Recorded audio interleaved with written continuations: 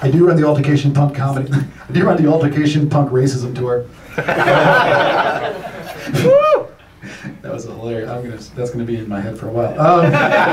The Grand Dragon. Update my Wikipedia. But yeah, I do run the Altercation Punk comedy tour, and so inevitably, whenever I do press, people are like, "Well, what's so punk about your tour? Like, what's punk, dude? Like, you do like Misfits jokes? Like, what's so punk?" And it's so sick. Like, the attitude just flows at me. So I got so tired, I got a standard answer. I said, "Well, for starters, I nicknamed my hands Tegan and Sarah." But now every time I go to jerk off, they're like, "I'm not really that into this, eh?" It's better with the googly eyes that I put on the nose and the hair. They're Canadian emo lesbians. I like that some of you didn't know that, and they're like, "Oh God, I get it now." I was so much worse.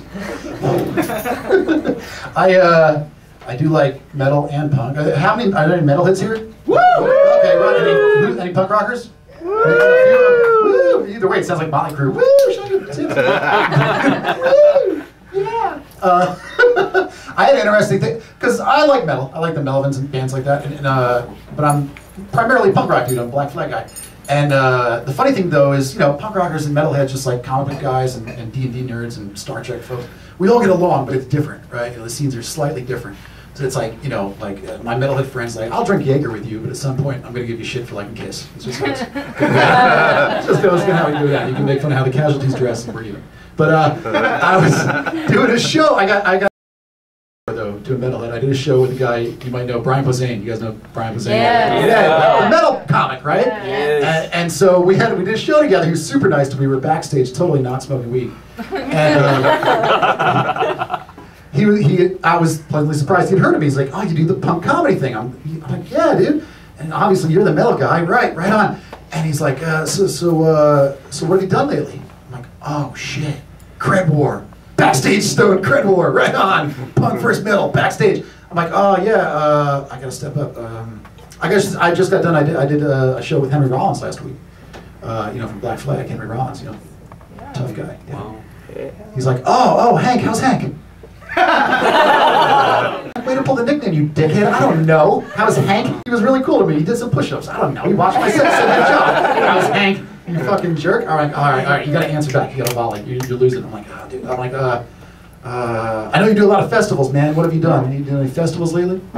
He's like, "Yeah, I just got back from Europe. I did some festivals over there with Slayer and Mastodon and Skeleton Witch."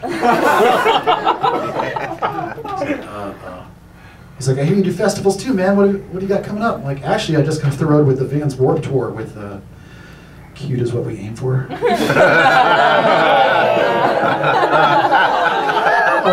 Yeah, that's what girls do at Cute Is What They Aim For shows too. Fuck that band. That was my biggest credit though. I lost. Brian was like, "Yeah, just walked out. Goodbye." Yeah, I just lost, man. I did tour on the Vans Warped Tour. What kind of band forms a name of the band like Cute Is What We Aim For? It's why I hate everything. You haven't earned the right. Like, what kind of douchebag, what kind of man wakes up in the morning, looks in the mirror and goes, "I'm going to start that band." Fuck you in the face with a club. You just hate, like, you haven't earned the right. Like, there's only one type of band even allowed to have that name, and that's one of those insane Norwegian death metal bands with a great sense of irony. Like, if your name is Warduke and you sleep in grave dirt, and your hobbies include, like, burning down churches by first lighting your dick on fire and running inside a teabag priest.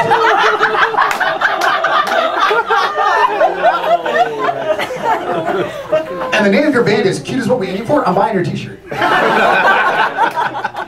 But if you're some like 22-year-old douchebag trust fund kid in a neon headband who's never heard of Iggy and the Stooges, out performing like your new hit single My Vagina's Bashful, Let's Hold Hands, I'm pretty goddamn sure I'm gonna beat you to death with the Misfits box set and bring that around to "You Are What I Aim For."